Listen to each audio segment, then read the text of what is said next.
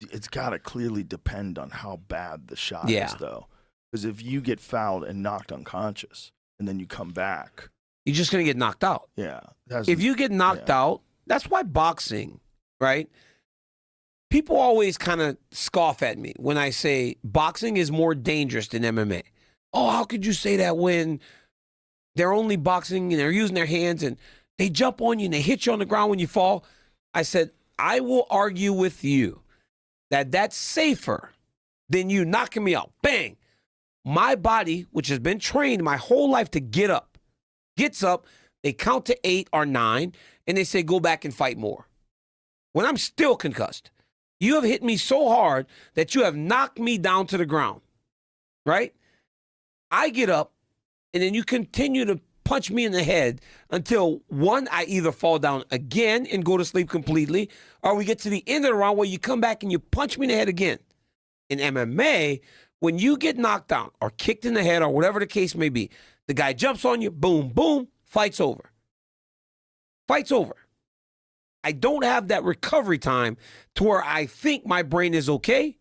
I go fight more, and then I get destroyed more.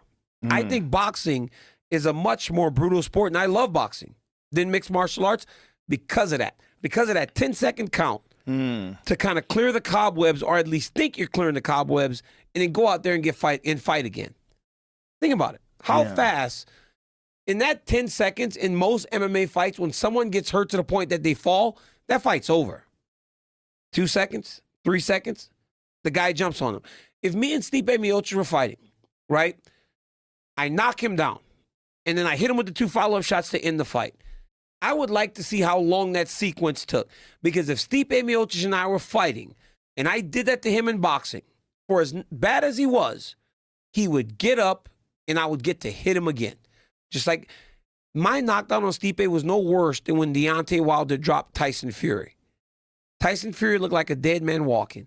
But because he's so tough, he sat himself up, got up, and continued to fight. That was one of the craziest recoveries ever. How? 12th round. You look like you're out cold. He was and then done. He outboxed him for the rest of the round. How? But again, in MMA, fight probably would have been over, and he would have took less damage. Right, but isn't that a better argument for letting him get up? Because Tyson Fury got up and then figured out how to beat Deontay Wilder in the second fight. But figured it out and was able to beat him as they went on. But in that fight on that night, all it would have taken was for Wilder to land one more. But in boxing, again, you get to hold, you get to pull in tight. There's a few seconds. But very rarely do we see it happen like it happened for Tyson Fury. Right. We see it on the other side of the spectrum when they get up and they get flatlined. Yeah, that does happen. Because they're so good. The boxers are so good at finding that shot. MMA guys, we hurt you, we go running, we start throwing wide punches, loopy. Them boxing dudes are like, bink, bink, and they go find your chin, and then you're like, just out cold. telling you, man. I'm smart. I'm fucking smart. I'm telling you. I should be the commission, bro. We haven't talked that much about Francis. Okay. And Tyson Fury. Yeah. Because how shocking was that? That was crazy, dog. It was the craziest thing. And guess what else? You know why? Why? Because Deontay Wilder almost killed him. He got up and he took more damage, and his brain might be Tyson Fury has been hit by some of the most dangerous dudes in the world. Yes. And now you're getting hit by Francis, Yeah. who might hit harder than any of them. He might hit harder than all of them. Dude, Francis Ngannou knocked Tyson Fury down. And he's an amateur, bro. This is his first ever professional fight. That's what's so crazy. That, you know what was so beautiful about that? He actually countered him perfect. Yeah. He had his right hand up, and he hit him with the little check left hook. It was one of the most, shocking is an understatement. But Francis, look at that. His technique was beautiful. And that's Francis's offhand. Yeah. That's not even his right hand. Crazy. What does that say about boxing, though, Joe? That the lineal heavyweight champion of the world and the lineal UFC heavyweight champion. Yes. But the lineal heavyweight champion in boxing, in just a boxing match, Francis was able to compete with him as an amateur. 0-0. 0-0. He's an amateur. What does that say about boxing?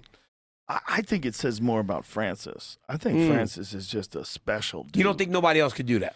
I don't imagine it. No, I don't think so I don't either. imagine it. I think Francis is just a special dude. Well, we did see Conor fight Floyd. That's true. Right? We That's did see true. Conor. I mean, could Sean O'Malley fight Devin Haney? Yes. Right? Like he said happen. he could. Right? Could So it's like these something guys, like that can happen. yeah. 100%. But that was surprising. That was surprising. I thought Tyson was going to beat him up a little bit. I really did believe Tyson Fury was going to beat him up. I could see Sean Strickland in a high-level boxing match. Sean Strickland's pretty good. Did you pretty see Sean fucking Strickland good. with that gun the other day? How crazy is he? Dude.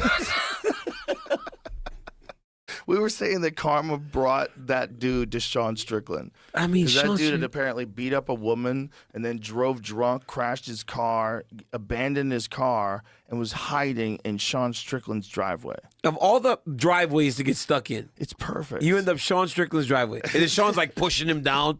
Sean like, This poor bastard. look at this guy. He's trying not, and he's texting. Yeah, he's hiding in Texas. I think he's calling an Uber. Oh my God. Sean walks out there. Oregon. I wonder what the guy was like. I wonder what he was thinking. Like, who is this guy with the gun? Shredded the fucking wheel of his car. He was beating up a woman and ended up in Sean's driveway. That's unfortunate. That is unfortunate. Or the wrestling dude. Remember the wrestling dude that was on crack and tried to break into Anthony Smith's house? Oh, yeah. Anthony Smith just beat the shit out of him. So crazy. Dude. So crazy. Yeah. It's crazy. Yeah, some people make some unfortunate decisions. They just make mistakes. We were watching a video the other day of a guy who tried to break into a gun store. Why would you break into a gun store? That's just idiotic. He's trying to rob a gun store. He's got 2 pistols. He moves into the gun store like this, and they just gun him down. Like They killed him. Instantly. He's an idiot. Why would you rob a gun store?